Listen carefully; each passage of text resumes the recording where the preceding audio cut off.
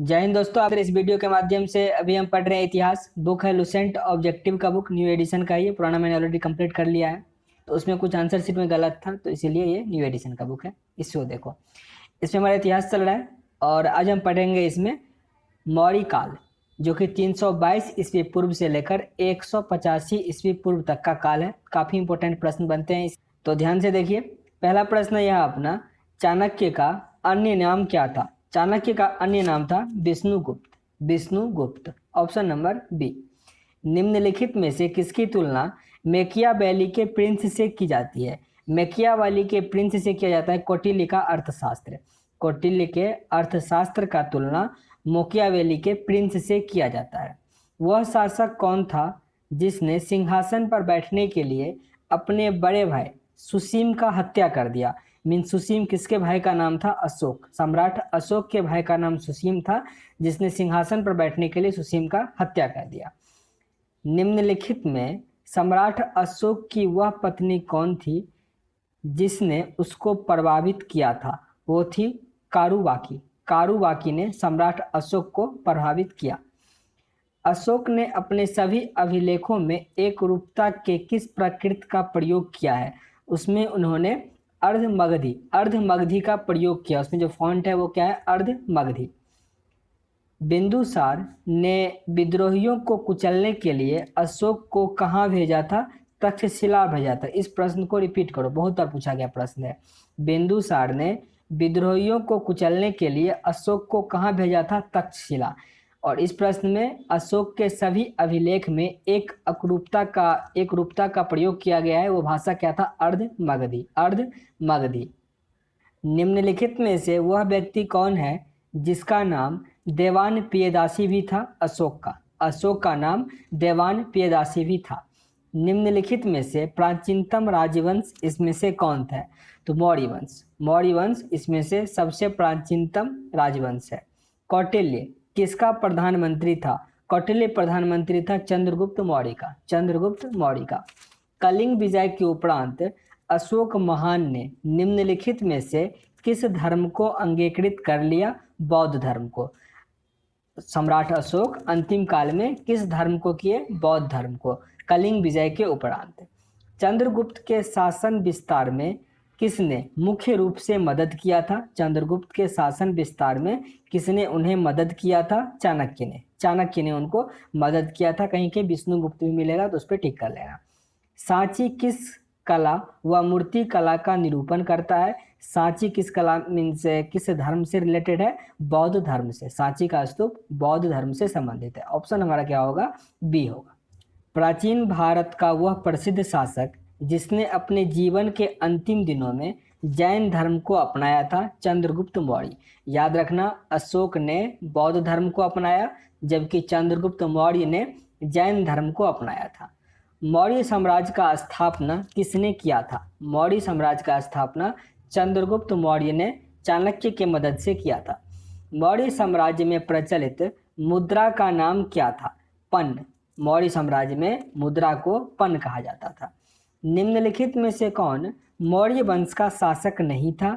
अजातशत्रु मौर्य वंश का शासक नहीं था, जबकि चंद्रगुप्त मौर्य, अशोक, बिंदुसार ये सब क्या थे? मौर्य वंश के शासक थे। निम्नलिखित में से अशोक का उत्तराधिकारी कौन था? अशोक का उत्तराधिकारी था कुणाल। कुणाल। अशोक का उत्तराधिकारी कौन था? कुणाल। मुद्रा राक्षस का लेखक निम्नलिखित में से कौन था? उसके लेखक थे विशाखादत्त। विशाखादत्त को उपनाम मुद्रा राक्षस से भी जाना जाता है। तो मुद्रा राक्षस के लेखक कौन थे? विशाखदत्त। विशाखदत्त। विशाखदत्त के प्राचीन भारतीय नाटक मुद्रा राक्षस का विषय वस्तु क्या था? मीन्स वो किस पे आधारित था? तो चंद्रगुप्त मौर्य के समय में राज दरबार की दुर्भाषंधियों के बारे में। चंद्रगुप्त मौर्य के समय में राज दरबार की दुर्भाषंधियों के बारे में जो पुस्तक लिखा गया वो मुद्रा राक्षस था, जो किसने लिखा? विशाखदत्त ने लिखा। मालवा, गुजरात तथा महाराष्ट्र किस शासक ने पहली बार जीता था? पहली बार जीता था चंद्रगुप्त मौर्य ने। चंद्रगुप्त मौर्य ने पहली बार मालवा, गुजरात और महाराष्ट्र को जीता था। किसने सहिष्णु, उदारता एवं करुणा के त्रिविध आधार पर राजवंश की स्थापना की थी?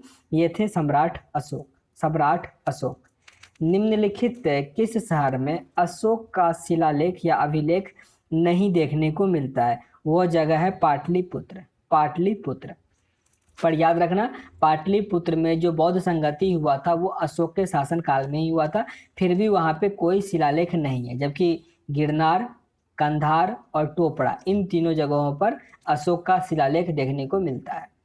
अर्थशास्त्र का लेखक समकालीन था। अर्थशास्त्र का लेखक किसके समकालीन था? मतलब चाणक्य जो था इसमें से किसके समकालीन था? चंद्रगुप्त मौर्य के। Option number B. नंद वंश के पश्चात मगध पर किस राजवंश ने शासन किया? नंद वंश के बाद मगध पर किस शासन ने राजवंश किया? चंद्रगुप्त मौर्य ने, मीन्स मौर्य वंश ने शासन किया। मौर्य काल में शिक्षा का सर्वाधिक प्रसिद्ध केंद्र कौन सा था? तक्षशिला। वहीं पे चाणक्य क्या थे? शिक्षक थे। मेगास्थनीज की पुस्तक का नाम क्या है? काफी इंपॉर्टेंट है। मेगास्थनीज की पुस्तक का नाम क्या था? इंडिका। प्रश्न ऐसे भी बनेगा, इंडिका किसके द्वारा लिखा गया था? मेगास्थनीज के द्वारा। किसके ग्रंथ में चंद्रगुप्त मौर्य का विशिष्ट रूप से वर्णन किया गया है? किसके ग्रंथ में चंद्रगुप्त मौर्य का विशिष्ट रूप से वर्णन किया गया है? तो विशाखा दत्त की पुस्तक मुद्रा राक्षस में। विशाखा दत्त की पुस्तक मुद्रा राक्षस में। वह स्रोत जिसमें पाटलिपुत्र के प्रशासन का वर्णन उपलब्ध है वो कौन सा पुस्तक है? वो है आपका इंडिका, जिसे मेगास्थनीज ने लिखा। ऑप्शन नंबर क्या होगा? सी। अशोक के शिलालेखों में प्रयुक्त भाषा कौन सा है? अशोक का जो शिलालेख है उसे एक तो हम कह सकते हैं अर्धमगधी है, अर्धमगधी। पर अगर ऑप्शन में वो नहीं आए तो प्राकृत भाषा ही ऑप्शन में अधिक आएगा। पर कहीं कहीं अगर टफ करना होगा तो वहाँ पे अर्धमगधी लिख देगा, ठीक ना। आंसर क्या बनेगा यहाँ आपका? प्राकृत, ऑप्शन नंबर बी। निम्नलिखित में से किस मौर्य राजा ने दक्कन पर विजय प्राप्त किया? किस मौर्य राजा ने दक्कन पर विजय प्राप्त किया? चंद्रगुप्त मौर्य। मेगास्थनीज ने भारतीय समाज को कितनी श्रेणियों में विभाजित किया? उन्होंने 7 श्रेणियों में विभाजित किया। मेगास्थनीज ने भारतीय समाज को 7 श्रेणियों में विभाजित किया। कौटिल्य के अर्थशास्त्र किस पहलू पर प्रकाश डालता है? बहुत इंपॉर्टेंट प्रश्न है। राजनीतिक नीतियों पर। कौटिल्य का या चंद्रगुप्त, ये जो चाणक्य था उसके द्वारा लिखा गया अर्थशास्त्र पुस्तक जो किससे संबंधित है? राजनीतिक नीति से। ऑप्शन नंबर बी सही है। निम्नलिखित में से कौन सा क्षेत्र अशोक के साम्राज्य में सम्मिलित नहीं था? अशोक के साम्राज्य में श्रीलंका सम्मिलित नहीं था, जबकि अफगानिस्तान, बिहार, कलिंग ये सब क्या था? अशोक के अधीन आता था। पाटलिपुत्र को किस शासक ने सर्वप्रथम अपनी राजधानी बनाई? आसान सा प्रश्न है। चंद्रगुप्त मौर्य ने पाटलिपुत्र को सबसे पहला अपना राजधानी बनाया। पाटलिपुत्र में स्थित चंद्रगुप्त का महल मुख्यतः बना था, किसका बना हुआ उसका महल था? लकड़ी का। Option number C. ऐसे प्रश्न आपके बीपीएससी में काफ़ी पूछे जाते हैं या बिहार एसएससी वाले एग्जाम में। बरावर या जहानाबाद का किला या जिला किस गुफाओं, अच्छा फिर से रिपीट करते हैं इसको। जहानाबाद में एक जिला है बरावर, वो किस गुफाओं का उपयोग करके आश्रय गृह के रूप में प्रयोग किया? तो वो था अजीविकाओं ने। किस अभिलेख से यह साबित होता है कि चंद्रगुप्त का प्रभाव पश्चिम भारत तक फैला हुआ था? ये होता है पता रुद्रदमन का जूनागढ़ अभिलेख। आप बस जूनागढ़ अभिलेख याद रखो तब भी काम चल जाएगा। पर प्रश्न कभी कभी आ जाता है कि जूनागढ़ अभिलेख कहाँ पे है? तो रुद्रदमन। हालांकि जूनागढ़ भी एक जगह ही है पर रुद्रदमन उसका आंसर हो जाता है। इस प्रश्न को फिर से रिपीट करते हैं, बहुत इंपॉर्टेंट है। किस अभिलेख ने यह साबित किया कि चंद्रगुप्त का प्रभाव पश्चिम भारत तक फैला हुआ था? रुद्रदमन का जूनागढ़ अभिलेख। केवल वह स्तंभ जिसमें अशोक ने स्वयं को मगध का सम्राट बताया था वो था भाब्रू स्तंभ। Option number D.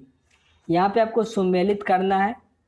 एक तरफ दिया गया है मीन्स शासक और दूसरी तरफ उसके जो प्रधानमंत्री थे उनका नाम यहाँ पे दिया गया है।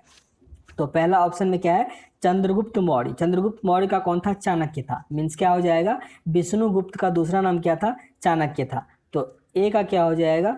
1 मिनट, सॉरी यहाँ पे उपनाम दिया गया, प्रधानमंत्री नहीं दिया गया, ठीक ना। जैसे चाणक्य का क्या नाम हो जाएगा? विष्णुगुप्त। चाणक्य का दूसरा नाम क्या था या उसे उपनाम उसका क्या था? विष्णुगुप्त था। चंद्रगुप्त का दूसरा नाम क्या था? सेंड्रोकोटस। बिंदुसार का था अमित्रघात। और अशोक का क्या था? पियदस्य। इसको फिर से रिपीट करते हैं, यहाँ पे उपनाम दिया गया है। चंद्रगुप्त का सेंड्रोकोटस, बिंदुसार का अमित्रघात, अशोक का पियदस्य, चाणक्य का विष्णुगुप्त। प्रथम भारतीय साम्राज्य स्थापित किया गया चंद्रगुप्त मौर्य के द्वारा। उत्तरांचल में अशोक का एक शिलालेख कहाँ स्थित है?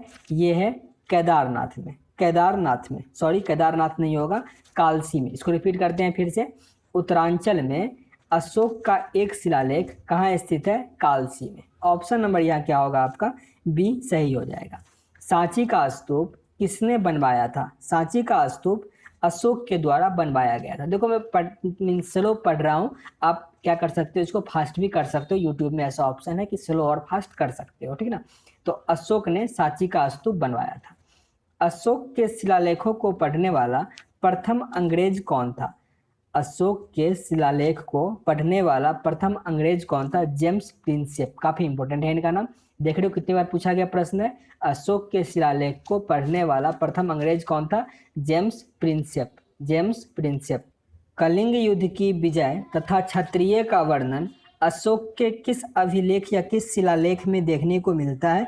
वो शिलालेख है 13वें शिलालेख में कलिंग के विजय तथा क्षत्रिय का वर्णन मिलता है। प्रसिद्ध यूनानी राजदूत मेगास्थनीज भारत में किसके दरबार में आए थे? यूँ कह लें कि यूनान का जो राजदूत था मेगास्थनीज किसके शासन काल में आया था? चंद्रगुप्त मौर्य के शासनकाल में। और उसने इंडिका पुस्तक लिखा। चंद्रगुप्त मौर्य ने सेल्यूकस को कब पराजित किया था? 305 ईस्वी पूर्व में चंद्रगुप्त ने सेल्यूकस को पराजित किया था। निम्नलिखित में से कौन सा राजा प्रायः जनता के संपर्क में रहता था? वो राजा था सम्राट अशोक। अशोक ने 261 ईस्वी पूर्व कलिंग को जीतने के बाद क्या किया था? तो एट फर्स्ट उसने क्या किया था? बौद्ध धर्म को उन्होंने अपना लिया था, पर ऑप्शन में ऐसा नहीं है। तो भारी रक्तचाप को देखकर युद्ध की नीति को सदा के लिए त्याग दिया था। ये भी सही है, उन्होंने भारी रक्तचाप देखा और उसके बाद क्या किया? उन्होंने युद्ध नीति को त्याग दिया और फिर उन्होंने बौद्ध धर्म को भी अपना लिया था। तो ऑप्शन यहाँ पे आपका सी बनेगा। अशोक के अधिकांश अभिलेख किस भाषा व लिपि में है? तो अभी हम पढ़े थे प्राकृत भाषा में लिखा गया था। किस भाषा में था? प्राकृत, या उसे हम अर्धमगधी भी कहते हैं। और लिपि कौन सा था? ब्राह्मी लिपि था। ऑप्शन नंबर क्या होगा? ए। किस ग्रंथ में चंद्रगुप्त मौर्य ने ब्रिसल मीन्स निम्न कुल शब्द का प्रयोग किया है? किस ग्रंथ में चंद्रगुप्त के लिए निम्न कुल का प्रयोग किया गया है? मुद्रा राक्षस में। मुद्रा राक्षस को किसने लिखा था? ये आप मुझे कमेंट बॉक्स में बताओ। 4-5 बार मैंने अभी तक इसका जिक्र कर दिया है। मौर्य नरेश के बारे में निम्नलिखित में से कौन सा कथन सही है? इसमें से कौन सा कथन मौर्य शासक के बारे में सही दिया गया है? तो कला साहित्य में इनका काफ़ी योगदान था, प्रांतीय विभाजन किए थे और हिंदू कुश के साम्राज्य का विभाजन किए थे। तो ये क्या है? 3 मौर्य नरेश के बारे में सही है, जबकि सोने का सिक्का गुप्त काल में स्टार्ट किया गया था। आगे प्रश्न है, कथन और कारण दिया गया है। अशोक ने कलिंग को मौर्य साम्राज्य से जोड़ दिया था। जरूर जोड़ दिया था, क्योंकि अशोक ने क्या किया था? कलिंग को जीत लिया था। ये तो बिल्कुल सही है। दूसरा दिया गया है कि कलिंग दक्षिण भारत को आने वाले स्थलीय एवं समुद्री मार्गों को नियंत्रित करता था। ये भी सही है, ठीक ना। और कलिंग के जीतने के बाद ही ऐसा किया था, क्योंकि कलिंग क्या था? दक्षिण भारत में आता है। तो यहाँ पे ए और आर दोनों सही है, और आर क्या करता है? ए का सही व्याख्या भी करता है। ऑप्शन नंबर ए यहाँ आपका सही है। अशोक ने जो शिलालेख संगम राज्य के बारे में हमें बताता है, कौन सा शिलालेख संगम राज्य के बारे में बताता है? वो शिलालेख का नंबर कौन सा है? दूसरा और 13वें अभिलेख से हमें संगम राज्य के बारे में पता चलता है। फिर यहाँ पे कथन, और यहाँ पे दोनों पे कथन और अभिकथन लिखा रहना चाहिए यहाँ पे, तो वही दे दिया गया कि इसमें से कौन सा सही है और कौन सा गलत है। तो अशोक के राज्य देशों के अनुसार धार्मिक निष्ठा की अपेक्षा जनता के मध्य सामाजिक समरसता अधिक महत्वपूर्ण था। ये बिल्कुल सही है। उसने धर्म संवर्धन के स्थान पर समता के विचारों का प्रसार किया था। बिल्कुल, तब उन्होंने धम्म नीति का स्टार्टिंग किया था। तो यहाँ पे दोनों कथन क्या है, सही और व्याख्या भी कर रहा है। तो ऑप्शन ए हमारा सही हो जाएगा। निम्नलिखित में से किस राज्यादेश ने अशोक के व्यक्तिगत नाम अशोक का उल्लेख मिलता है? किस राज्यादेश में अशोक का व्यक्तिगत नाम अशोक का उल्लेख मिलता है? मास्की में। मास्की। ऑप्शन क्या होगा? Option number D. निम्नलिखित वक्तव्यों में कौन सा एक वक्तव्य अशोक के प्रस्तर स्तंभों के बारे में गलत है? जो इन सब पर बढ़िया पॉलिश की हुई थी, बिल्कुल सही है। ये अखंड है, ये भी सही है। स्तंभों का सॉफ्ट सुंडाकार है, ये भी सही है। और ये स्थापत्य संरचना का भाग है, ये क्या है? गलत है। ये एक अलग ही अखंड बनाया गया और उस पर लिखा गया था। तो यहाँ पे ऑप्शन नंबर डी क्या है? गलत है, जो अपना आंसर बनेगा। श्रीनगर की स्थापना किस मौर्य शासक के द्वारा किया गया था? काफी अच्छा प्रश्न है। ऑप्शन क्या होगा? आंसर अशोक। श्रीनगर का स्थापना किसने किया था? सम्राट अशोक के द्वारा किया गया था। आगे दिया गया है प्रांत और उसकी राजधानी है, आपको यहाँ पे सुमेलित करना है। तो उत्तरापथ का राजधानी था तक्षशिला, उत्तरापथ का राजधानी तक्षशिला, जबकि दक्षिणापथ का क्या था? स्वर्णगिरी। स्वर्णगिरी। अवंती राष्ट्र का उज्जैनी और प्राची मीन्स पूर्वी प्रदेश का पाटलिपुत्र। पूर्वी प्रदेश का पाटलिपुत्र। किस ग्रंथ में शूद्रों के लिए आर्य शब्द का प्रयोग हुआ है? शूद्रों के लिए आर्य शब्द का प्रयोग किसमें हुआ है? अर्थशास्त्र में। चाणक्य के द्वारा जो अर्थशास्त्र लिखा उसमें शूद्र का मतलब आर्य का प्रयोग हुआ है। इस प्रश्न को फिर से समझो। एक प्रश्न आया था कि मौर्य काल में आर्य का मतलब क्या होता है? याद रखना, चाणक्य के अनुसार अर्थशास्त्र में या मौर्य काल में आर्य का मतलब शूद्र होता था, ठीक ना, जबकि वैदिक काल में इसका अर्थ चेंज था। अशोक ने अपने राज्याभिषेक के चौथे वर्ष में निग्रोथ के प्रभाव से प्रभावित होकर किससे बौद्ध धर्म की दीक्षा ली थी? मीन्स अशोक ने बौद्ध धर्म का दीक्षा किससे लिया था? ये आपसे प्रश्न है। ये उपगुप्त से। उपगुप्त से मीन्स उनके गुरु का नाम क्या था? उपगुप्त। किसने पाटलिपुत्र को पॉलीब्रोथा कहा? किसने पाटलिपुत्र को पॉलीब्रोथा कहा? मेगास्थनीज। मेगास्थनीज जिन्होंने इंडिका पुस्तक लिखा। मौर्य काल में एग्रीनोमाई मौर्य काल में एग्रीनोमाई किसे कहा जाता था? एग्रीनोमाई कहा जाता था सड़क निर्माण अधिकारी को। सड़क निर्माण अधिकारी को एग्रोनोमाई कहा जाता था। मौर्य काल में गुप्तचर को क्या कहा जाता था? मौर्य काल में गुप्तचर को गूढ़ पुरुष कहा जाता था। गूढ़ पुरुष। किस श्रीलंकाई शासक ने अपने आप को मौर्य सम्राट अशोक के आदर्श के अनुरूप ढालने की कोशिश की थी? इस शासक का नाम था तीस। किस जैन ग्रंथ में चंद्रगुप्त मौर्य ने जैन धर्म अपनाने का उल्लेख मिलता है? जैसे सम्राट अशोक ने बौद्ध धर्म अपना लिया तो चंद्रगुप्त ने क्या किया था? जैन धर्म अपनाया था। तो किस धर्म में या किस पुस्तक में, किस ग्रंथ में इसका ये देखने को मिलता है? तो परिशिष्ट पर्वन में। परिशिष्ट पर्वन में ये हमको पता चलता है कि चंद्रगुप्त मौर्य ने जैन धर्म को अपनाया था। किस महीने से मौर्य का राजकोषीय वर्ष आरंभ होता था? मौर्य काल में राजकोषीय जो प्रारंभ होता था वर्ष, वो कब से स्टार्ट होता था? जुलाई के महीने से, आषाढ़। निम्नलिखित में से किन किन दक्षिण भारतीय जातियों का उल्लेख अशोक के शिलालेख में किया गया है? ये आपको बताना है यहाँ पे। तो चोल, पांड्य, सतेपुत्र और केरल पुत्र, इन सब का उल्लेख यहाँ पे किया गया है। ऑप्शन क्या होगा? ऑप्शन नंबर ए। अशोक के बारे में जानने के लिए सबसे महत्वपूर्ण स्रोत कौन सा है? अशोक के बारे में जानने के लिए सबसे महत्वपूर्ण स्रोत उसका क्या है? शिलालेख है। शिलालेख या स्तूप कह सकते हैं।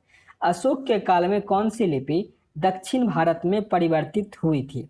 अशोक के काल में कौन सी लिपि दक्षिण भारत में परिवर्तित हुई थी? ब्राह्मी लिपि। इसीलिए जितना भी इनका शिलालेख है वो भी क्या है? ब्राह्मी लिपि में है। और भाषा कौन सा है? प्राकृत भाषा या अर्धमगधी कह सकते हैं।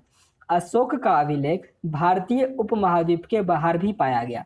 निम्नलिखित में से कौन से देश में उनका अभिलेख मीन्स पाया गया? तो अफगानिस्तान में। अफगानिस्तान, जिसकी राजधानी कहाँ है? काबुल। ऑप्शन नंबर ए सही है।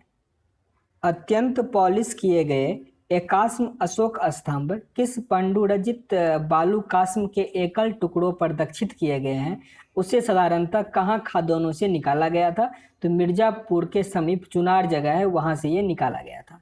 भारतीय लिखने की कला नहीं जानते थे।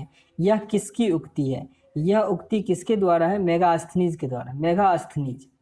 किस मौर्य शासक ने एक किस मौर्य शासक ने एक विदेशी राजा सीरिया के एंटिकोयस प्रथम से अंजीर शराब और दार्शनिक को भारत भेजने का आग्रह किया था? ये किया था बिंदुसार ने। बिंदुसार। अशोक द्वारा कलिंग पर चढ़ाई की जानकारी के लिए कौन सबसे महत्वपूर्ण स्रोत है? कहाँ से इसका मीन्स हमको पता चलता है?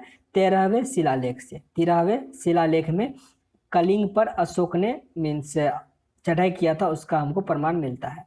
बिंदुसार की मृत्यु के समय अशोक किस प्रांत का गवर्नर था? वो था उज्जैन का। उज्जैन। Option number A. किस शिलालेख में अशोक ने घोषणा किया कि सारी प्रजा मेरा संतान है? इन सारी प्रजा मेरी संतान है, ये किस शिलालेख में अंकित है? तो पृथक कालिंग शिलाभिलेख में। पृथक कलिंग शिलालेख में ये लिखा गया है कि सारी प्रजा मेरी संतान है। कौन सी घोषणा युद्ध और हिंसा के प्रति अशोक की आंतरिक दुख को स्पष्ट करता है? ये कौन सा स्पष्ट करता है? कलिंग का पृथक शिलालेख। कलिंग का पृथक शिलालेख।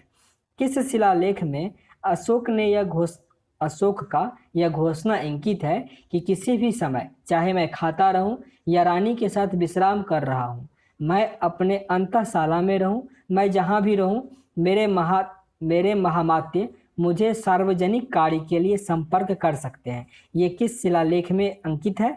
6वें शिलालेख में। 6ठे शिलालेख में यह अंकित है कि मीन्स सम्राट अशोक कुछ भी काम कर रहे हो, उनके जो महामात्य हैं उनसे संपर्क करने के लिए वो हमेशा क्या है? फ्री है। निम्नलिखित में से कौन अवरोही क्रम में मौर्य साम्राज्य के अधिकारियों के नाम को बताता है? अवरोही क्रम होता है जो सबसे बड़ा है, जो सबसे पहले आया था उसको पहले लिखेंगे और फिर बाद में आपका क्या होगा? छोटा चलता चला जाएगा। तो यहाँ पे सबसे पहले प्रादेशिक, फिर राजुक और फिर युक्तशक। पहले प्रादेशिक, फिर राजुक और फिर युक्तशक। विष्टि है। विष्टि का मतलब क्या था? बेगाड़ी। बेगाड़ी था विष्टि का मतलब। ऑप्शन नंबर क्या होगा? बी। मौर्य काल में सीता का तात्पर्य क्या था? राजकीय भूमि से प्राप्त आय। राजकीय भूमि से प्राप्त आय। निम्नलिखित में मौर्य काल का सबसे अच्छा नमूना कौन सा था? मौर्य काल का सबसे अच्छा नमूना कौन सा देखने को मिलता है? तो स्तंभ। स्तंभ। ऑप्शन नंबर ए। कहाँ से प्राप्त अभिलेखों से मौर्य काल में अकाल, सूखा जैसी देवी प्रकोप के समय राज्य द्वारा राहत कार्य किए गए, इसका विवरण हमको देखने को मिलता है? यह है महास्थी मीन्स बांग्लादेश और सहगौड़ा उत्तर प्रदेश के मीन्स वहाँ जो अभिलेख है उससे हमें पता चलता है। अशोक ने श्रीलंका में बौद्ध धर्म के प्रचार हेतु किसे भेजा था? उसने महेंद्र को और संघमित्रा को। महेंद्र और संघमित्रा को भेजा था। ऑप्शन नंबर क्या हो जाएगा? सी। ए और बी दोनों सही है। अशोक ने मनसेहरा जो कि पाकिस्तान में है एवं सहाबगंज गुडी ये भी पाकिस्तान में है से प्राप्त बृहद शिलालेख में किस लिपि का प्रयोग किया है? उसमें किस लिपि का प्रयोग किया गया? खरोष्ठी लिपि। खरोष्ठी लिपि क्या होता था? उर्दू की तरह होता था, उसको हम दाएं से बाएं की तरफ लिखते थे। बीपीएससी 2019 में ये प्रश्न आ गया था कि इसमें से कौन सी लिपि बाएं से दाएं की तरफ लिखी जाती है? तो खरोष्ठी आपका उसमें क्या होता? आंसर होता। कहाँ से अशोक ने द्विभाषाई ग्रीक और आरामिक अभिलेख प्राप्त किए थे?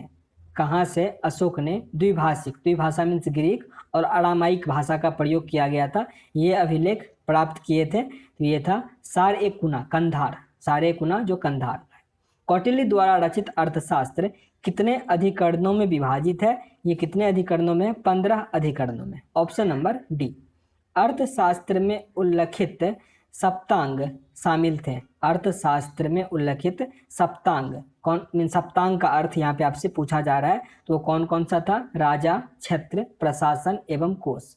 राजा, क्षेत्र, प्रशासन एवं कोश। अशोक का समकालीन तुरमई कहाँ का राजा था? अशोक के समकालीन एक तुरमई शासक था, वो कहाँ का राजा था? मिस्र का। मिस्र, जिसकी राजधानी क्या है? मीन्स अब तो उसका नाम क्या हो गया? इजिप्ट। राजधानी कैरो होता है। किसके शासनकाल में डायमेकस भारत आया था? डायमेकस किसके शासनकाल में भारत आया था? बिंदुसार के टाइम में। बिंदुसार। ऑप्शन नंबर क्या हो जाएगा? बी। डायमेकस का युद्ध भी हुआ था, पूछा जाएगा, वो बिंदुसार के साथ हुआ था। निम्नलिखित अभिलेखों में किसमें अशोक का नामो उल्लेख है, ये प्रश्न अभी भी हम पढ़े हुए थे। किस अभिलेख में अशोक का नाम लिखा गया है? वह है गुर्जरा में। ऑप्शन नंबर ए। तो टोटल 91 प्रश्न थे, मैंने इस वीडियो के माध्यम से कवर किया। उम्मीद करते हैं यहाँ से कुछ सीखने का मौका मिला होगा। सेशन अगर अच्छा लगा हो तो लाइक और शेयर जरूर कीजिएगा अपने दोस्तों के साथ। चैनल पे नए हैं सब्सक्राइब कीजिएगा। पसंद ना आया हो डिसलाइक भी कर सकते हैं, पर कारण जरूर बताइएगा ताकि वीडियो को इम्प्रूव कर सके। मिलते हैं नेक्स्ट वीडियो में, तब तक के लिए जय हिंद।